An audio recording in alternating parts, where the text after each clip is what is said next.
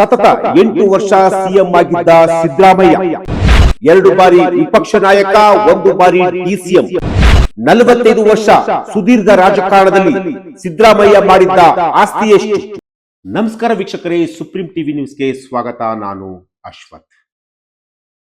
ಸತತ 8 ವರ್ಷ ಸಿಎಂ ಆಗಿದ್ದಂತಹ ಸಿದ್ದರಾಮಯ್ಯ ಒಂದಲ್ಲ ಎರಡಲ್ಲ 2 ಬಾರಿ ಸಿಎಂ ಆಗಿದ್ದಂಥವರು, ಅದು ಕೂಡ 8 ವರ್ಷ ಸಿಎಂ ಆಗಿದ್ದಂಥವರು.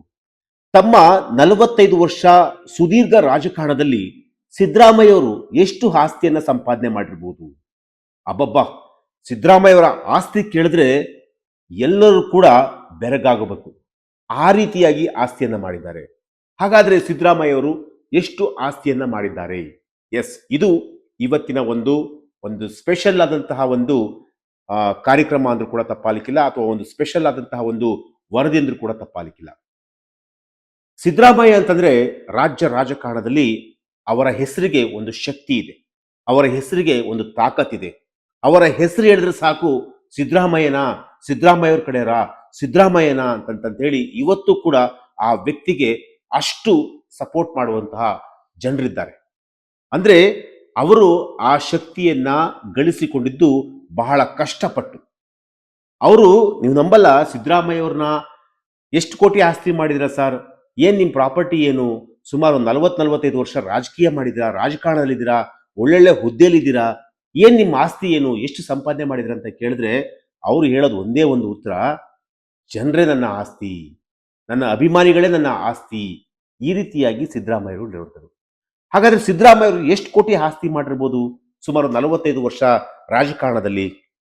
ಎಸ್, ಜೆಡಿಎಸ್ ಪಕ್ಷದಿಂದ ಕಾಂಗ್ರೆಸ್ ಪಕ್ಷಕ್ಕೆ ಸೇರ್ಪಡೆ ಆದ ದಿನದಿಂದಲೂ ಕೂಡ ಇಲ್ಲಿವರೆಗೂ ಕೂಡ ಸಿದ್ದರಾಮಯ್ಯವರ ಆಸ್ತಿ ಕೇಳಿದ್ರೆ ಎಲ್ಲರೂ ಕೂಡ ಶಾಕ್ ಆಗ್ತೀರ. ಜೆಡಿಎಸ್ ಪಕ್ಷದಲ್ಲಿ ಅವರು ಡಿಸಿಎಂ ಆಗಿದ್ದಂಥವ್ರು, ಜೆಡಿಎಸ್ ಪಕ್ಷದಲ್ಲಿ ಫೈನಾನ್ಸ್ ಮಿನಿಸ್ಟರ್ ಆಗಿದ್ದಂಥವ್ರು, ಜೆಡಿಎಸ್ ಪಕ್ಷದಲ್ಲಿ ಎಲ್ಲಾ ಖಾತೆಗಳನ್ನ ಅನುಭವಿಸಿದಂತಹ ಒಬ್ಬ ಹಿರಿಯ ರಾಜಕಾರಣಿ ಕೂಡ ಅವರು. ಹಾಗಾದ್ರೆ 2 ವರ್ಷ ಸಿಎಂ ಆದಂತಹ ಅವಧಿಯಲ್ಲಿ ಎಷ್ಟು ಕೋಟಿ ಹಣವನ್ನು ಅವರು ಸಂಪಾದನೆ ಮಾಡಿದ್ರು? ಎಸ್, ಇದು ಇವತ್ತಿನ ಒಂದು ವಿಚಾರ. 45 ವರ್ಷ ಸುದೀರ್ಘವಾದಂತಹ ಒಂದು ರಾಜಕಾರಣದಲ್ಲಿ ಶಾಸಕರಾಗಿದ್ದಾರೆ, ಕನ್ನಡ ಕಾವಲು ಸಮಿತಿಯ ಅಧ್ಯಕ್ಷರು ಕೂಡ ಆಗಿದ್ದಾರೆ, ಸಚಿವರಾಗಿದ್ದಾರೆ, ಡಿಸಿಎಂ ಆಗಿದ್ದಾರೆ, ವಿರೋಧ ಪಕ್ಷದ ನಾಯಕರಾಗಿದ್ದಾರೆ, ಸಿಎಂ ಆಗಿದ್ದಾರೆ, ಸಮನ್ವಯ ಸಮಿತಿಯ ಅಧ್ಯಕ್ಷರು ಕೂಡ ಆಗಿದ್ದಾರೆ. ಹೀಗೆ ಒಂದ ಅವರು ಇಂತಹ ಒಂದು ಜವಾಬ್ದಾರಿಯನ್ನ ಹೊತ್ಕೊಂಡಿಲ್ಲ ಅನ್ನಂಗಿಲ್ಲ, ಅಷ್ಟು ಜವಾಬ್ದಾರಿಯನ್ನ ಸಿದ್ದರಾಮಯ್ಯವರು ಹೊತ್ಕೊಂಡಿದ್ದಾರೆ. ಅಂತಂತ ಒಂದು ಪ್ರಮುಖ ಹುದ್ದೆಗಳನ್ನೇ ಅವರು ನಿಭಾಯಿಸಿದ್ದಾರೆ. ಹಾಗಾದ್ರೆ ಸಿದ್ದರಾಮಯ್ಯವರು ಎಷ್ಟು ಕೋಟಿ ಆಸ್ತಿ ಮಾಡಿರ್ಬೋದು ನಿಮ್ಮ ಲೆಕ್ಕದಲ್ಲಿ? ನಿಜಕ್ಕೂ ಅವರ ಆಸ್ತಿ, ಅವರ ಒಂದು ಚರಾಸ್ತಿ ಅಥವಾ ಸ್ಥಿರಾಸ್ತಿ, ಅದೆಲ್ಲವನ್ನೂ ಕೂಡ ನಾವು ತಾಳೆ ಮಾಡಿ ನೋಡಿದ್ರೆ ಪ್ರತಿಯೊಬ್ಬ ರಾಜಕಾರಣಿನೂ ಕೂಡ, ಪ್ರತಿಯೊಬ್ಬ ಬಿಸ್ನೆಸ್ ಮ್ಯಾನ್ ಕೂಡ, ಒಬ್ಬ ಕಾರ್ಯಕರ್ತರು ಕೂಡ ಶಾಕ್ ಆಗ್ತಾರೆ. ಎಸ್, ನಾನು ಆ ವಿಚಾರಕ್ಕೆ ಬಂದ್ಬಿಡ್ತೀನಿ. 2013ರಲ್ಲಿ ಮೊದಲ ಬಾರಿಗೆ ಅವರು ಸಿಎಂ ಆಗ್ತಾರೆ. ಜೆಡಿಎಸ್ ಪಕ್ಷದಿಂದ ಅವರು ಕಾಂಗ್ರೆಸ್ ಪಕ್ಷಕ್ಕೆ ಬರ್ತಾರೆ. ಅದಾದ ನಂತರ ಕಾಂಗ್ರೆಸ್ ಪಕ್ಷ ಅವರಿಗೆ 2013ರಲ್ಲಿ ಸಿಎಂ ಆಗ್ತಾರೆ. ಸಿಎಂ ಏನು ಸುಮ್ಮನೆ ಆಗಲಿಲ್ಲ ರೀ, ಬಳ್ಳಾರಿ ರೆಡ್ಡಿ ಬ್ರದರ್ಸ್ ಇದ್ರಲ್ಲ, ಅವರ ವಿರುದ್ಧ ಸದನದಲ್ಲಿ ತೊಡೆತಟ್ಟಿ ಬಳ್ಳಾರಿಗೆ ಪಾದಯಾತ್ರೆ ಮಾಡುವಂತಹ ಮೂಲಕ ಕಾಂಗ್ರೆಸ್ ಪಕ್ಷವನ್ನ ಅಧಿಕಾರಕ್ಕೆ ತರುವಂತಹ ಒಂದು ಕೆಲಸವನ್ನ 2013ರಲ್ಲಿ ಮಾಡಿದ್ರು. ಸೊ ಆಗ ಕಾಂಗ್ರೆಸ್ ಹೈಕಮಾಂಡ್ ನೀವೇ ಬೆಸ್ಟ್, ನೀವೇ ಸೂಕ್ತ ಸಿಎಂ ಸ್ಥಾನಕ್ಕೆ ಅಂತಂತೇಳಿ ಅವ್ರನ್ನ ಸೆಲೆಕ್ಟ್ ಮಾಡಿದ್ರು. ಆ ರೀತಿಯಾಗಿ ಸಿಎಂ ಆದಂಥವ್ರು. ಅದಾದ ನಂತರ 2023ರಲ್ಲಿ 2ನೇ ಬಾರಿಗೆ ಸಿಎಂ ಆಗ್ತಾರೆ. ಆಗ 3 ವರ್ಷಗಳ ಕಾಲ ಮಾತ್ರ ಅವರು ಸಿಎಂ ಆಗಿ ಅಧಿಕಾರವನ್ನ ಅನುಭವಿಸ್ತಾರೆ. ಅಂದ್ರೆ ಮೊನ್ನೆ ಅಷ್ಟೇ, ಕಳೆದ 2 ದಿನಗಳ ಹಿಂದೆ ಅಷ್ಟೇ ಅವರು ಸಿಎಂ ಸ್ಥಾನಕ್ಕೆ ರಾಜೀನಾಮೆಯನ್ನ ಕೊಟ್ಟಿದ್ದಾರೆ. ಹಾಗಾದ್ರೆ 8 ವರ್ಷಗಳ ಕಾಲ ಸಿದ್ದರಾಮಯ್ಯ ಎಷ್ಟು ಕೋಟಿ ಆಸ್ತಿ ಮಾಡಿರ್ಬೋದು? ಸಿದ್ದರಾಮಯ್ಯವರ ಜಾಗದಲ್ಲಿ ಬೇರೆ ಯಾರಾದರೂ ಒಬ್ಬ ವ್ಯಕ್ತಿ ಇದ್ದಿದ್ರೆ ಎಷ್ಟು ಕೋಟಿ ಆಸ್ತಿ ಇರ್ಬೋದಾಗಿತ್ತು, ಎಷ್ಟು ಕೋಟಿ ಆಸ್ತಿ ಮಾಡ್ಬೋದಾಗಿತ್ತು? ಎಸ್, ನಾನೀಗ ಸಿದ್ದರಾಮಯ್ಯವರ ಆಸ್ತಿ ಎಷ್ಟಿದೆ, ಏನು ಎತ್ತ ಅನ್ನೋದ್ರ ಬಗ್ಗೆ ಕಂಪ್ಲೀಟ್ ಆಗಿ ಮಾಹಿತಿಯನ್ನು ಕೊಡ್ತಾ ಹೋಗ್ತೀನಿ. 2013ರಲ್ಲಿ ಸಿದ್ದರಾಮಯ್ಯವರ ಆಸ್ತಿ ಕೇವಲ 13.65 ಕೋಟಿ, ಅಂದ್ರೆ 13,65,00,000. 2013ರಲ್ಲಿ ನಾನು ಹೇಳ್ತಾ ಇರೋದು. ಅವ್ರ ಸಾಲ ಎಷ್ಟಿತ್ತು ಗೊತ್ತಾ? 2,88,00,000 ಇತ್ತು. ಅದರಲ್ಲಿ ಚರಾಸ್ತಿ 2.39 ಕೋಟಿ, ಅಂದ್ರೆ 2,39,00,000. ಇನ್ನು ಸ್ಥಿರಾಸ್ತಿ ಬಂದ್ಬಿಟ್ಟು 11.28. ಇಷ್ಟು ಆಸ್ತಿ ಇತ್ತು. ಅಂದ್ರೆ ಒಟ್ಟು 13.65, 13,65,00,000 ಆಸ್ತಿ ಇತ್ತು 2013ರಲ್ಲಿ ಮೊದಲ ಬಾರಿಗೆ ಸಿಎಂ ಆದಂತಹ ಸಂದರ್ಭದಲ್ಲಿ. ಒಂದು ಇನೋವಾ ಕಾರ್ ಕೂಡ ಇತ್ತು, ಜೊತೆಗೆ ಒಂದು 350 ಗ್ರಾಮ್ ಕೂಡ ಚಿನ್ನ ಇತ್ತು, ಜೊತೆಗೆ ಪತ್ನಿ ಬಳಿ ಒಂದು 540 ಗ್ರಾಮ್ ಚಿನ್ನ ಇತ್ತು. 4 ಎಕರೆ 4 ಕುಂಟೆ ಕೃಷಿ ಭೂಮಿ ಇತ್ತು. ಮೈಸೂರಲ್ಲಿ ಒಂದು 50/80 ಒಂದು ಸೈಟ್ ಇತ್ತು. ಬೆಂಗಳೂರಲ್ಲಿ 90/40 ಒಂದು ಸೈಟ್ ಇತ್ತು. ಇದು 2013ರಲ್ಲಿ ಇದ್ದಂತಹ ಒಂದು ಆಸ್ತಿಯ ವಿವರ. ಚರಾಸ್ತಿ ಮತ್ತೆ ಸ್ಥಿರಾಸ್ತಿ ಎರಡನ್ನೂ ಕೂಡ ನಾನು ಹೇಳ್ತಾ ಇದ್ದೀನಿ. ಇನ್ನು ಇವ್ರ ಮೇಲೆ 13 ಪ್ರಕರಣಗಳಿದ್ದಾವೆ. ಒಂದಲ್ಲ ಎರಡಲ್ಲ, 13 ಪ್ರಕರಣಗಳಿದೆ. ಇವರು ರಾಜಕೀಯಕ್ಕೆ ಕಾಲಿಡುವುದಕ್ಕಿಂತ ಮುಂಚಿತವಾಗಿ ವಿದ್ಯಾರ್ಥಿ ಜೀವನದಿಂದ ಇಲ್ಲಿವರೆಗೂ ಕೂಡ ಅವರ ಮೇಲೆ 13 ಪ್ರಕರಣಗಳಿರುವುದು. ಮೂಢ ಹಗರಣ, ಆ ಹಗರಣ ಡಿಫ್ರೆಂಟ್ ಹಗರಣ.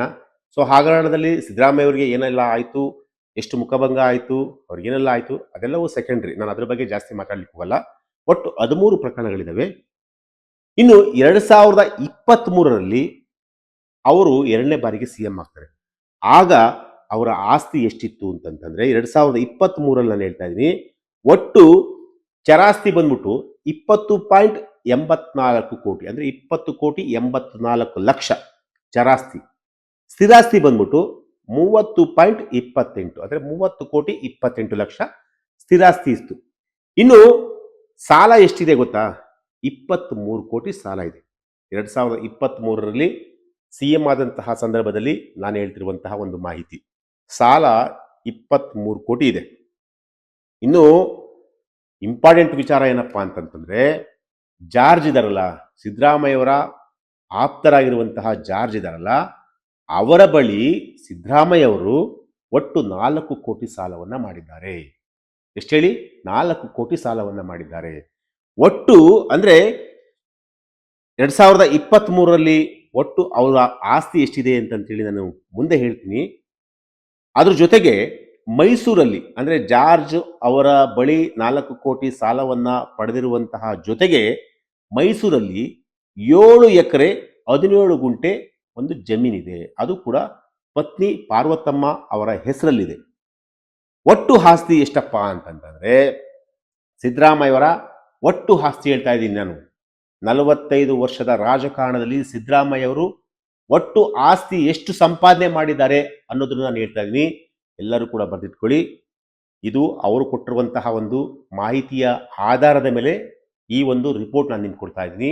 ಒಟ್ಟು ಆಸ್ತಿ 51.93 ಕೋಟಿ, ಅಂದ್ರೆ 51,93,00,000. ಸಿದ್ದರಾಮಯ್ಯವರ ಒಟ್ಟು 45 ವರ್ಷಗಳ ಸುದೀರ್ಘ ರಾಜಕಾರಣದಲ್ಲಿ ಅವರು ಸಂಪಾದನೆ ಮಾಡಿರುವಂತಹದ್ದು ಇಷ್ಟೇ ಇಷ್ಟು. ಈ ಜಾಗದಲ್ಲಿ, ಸಿದ್ದರಾಮಯ್ಯವರ ಜಾಗದಲ್ಲಿ ಬೇರೆ ಯಾರಾದ್ರೂ ಇದ್ದಿದ್ರೆ 1,000 ಕೋಟಿ ದಾಟಿಬಿಡೋದು. 100 ಕೋಟಿ ಅಲ್ಲ, ನಾನು ಹೇಳ್ತಿರೋದು 1,000 ಕೋಟಿ ದಾಟಿಬಿಡೋದು. ಆದರೆ ಸಿದ್ದರಾಮಯ್ಯವರ ಸುದೀರ್ಘ ರಾಜಕಾರಣದಲ್ಲಿ, 45 ವರ್ಷದ ರಾಜಕಾರಣದಲ್ಲಿ ಕೇವಲ 51 ಕೋಟಿ ಆಸ್ತಿಯನ್ನ ಮಾತ್ರ ಅವರು ಹೊಂದಿರುವಂತಹದ್ದು. ಅಂದ್ರೆ ಬೇರೆ ರಾಜಕಾರಣಿಗಳಿಗೆ ಕಂಪೇರ್ ಮಾಡಿದ್ರೆ ಇವರ ರಾಜಕಾರಣದ ರೀತಿ, ಇವರು ಬೆಳೆದು ಬಂದಂತಹ ರೀತಿ, ಕರ್ನಾಟಕಕ್ಕೆ ಕೊಟ್ಟಂತಹ ಭಾಗ್ಯಗಳ ಒಂದು ಕೊಡುಗೆ, ಇವರ ಒಂದು ಶ್ರಮ, ಇವರ ಒಂದು ಹೋರಾಟ ನಿಜಕ್ಕೂ ಜನರ ಜೊತೆ ಇತ್ತು. ಇವರು ಆಸ್ತಿ ಮಾಡಬೇಕು, ಅಂತಸ್ತು ಮಾಡಬೇಕು, ಕೋಟಿಗಟ್ಟಲೆ ನಾನು ಅಂಬಾನಿ, ಅದಾನಿ, ಮತ್ತೊಬ್ಬ XYZ ತರ ನಾನು ಕೂಡ ಏನಾದರೂ 1,000 ಕೋಟಿ ಆಸ್ತಿ ಮಾಡಬೇಕು ಅನ್ನಂಗಿದ್ರೆ ಈ ವ್ಯಕ್ತಿ ಇವತ್ತು ಬರೀ 51 ಕೋಟಿಗೆ ಮಾತ್ರ ಸೀಮಿತವಾಗ್ತಿರ್ಲಿಲ್ಲ.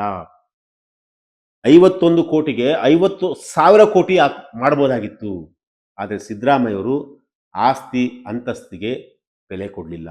ಅವ್ರು ಕೊಟ್ಟಿದ್ದು ಒಂದೇ ಒಂದು ಟ್ರಾನ್ಸ್ಪರೆಂಟ್ ಆಗಿ ರಾಜಕಾರಣವನ್ನ ಮಾಡಬೇಕು, ಪಾರದರ್ಶಕವಾಗಿ ಒಂದು ರಾಜಕಾರಣವನ್ನ ಮಾಡಬೇಕು, ಜನರಿಗೆ ಒಳ್ಳೆಯದನ್ನ ಮಾಡಬೇಕು, ಜನರ ಸಮಸ್ಯೆಗಳನ್ನ ಆಲಿಸಬೇಕು, ನಾನು ಜನರ ಜೊತೆ ಇರಬೇಕು ಯಾವಾಗ್ಲೂ, ಜನರ ಒಂದು ಕಷ್ಟ ಸುಖಗಳಿಗೆ ನಾನು ಸ್ಪಂದಿಸಬೇಕು ಅಂತ ಹೇಳಿ ಅವರು ನಿರಂತರವಾಗಿ ಜನರ ಜೊತೆ ಇದ್ಕೊಂಡು ಜನರ ಕಷ್ಟ ಸುಖಗಳಿಗೆ ಸ್ಪಂದಿಸುವಂತಹ ಏಕೈಕ ರಾಜಕಾರಣಿ ದೇವರಾಜ ಅರಸು ಅವರನ್ನ ಬಿಟ್ಟರೆ ಸಿದ್ದರಾಮಯ್ಯವರೇ.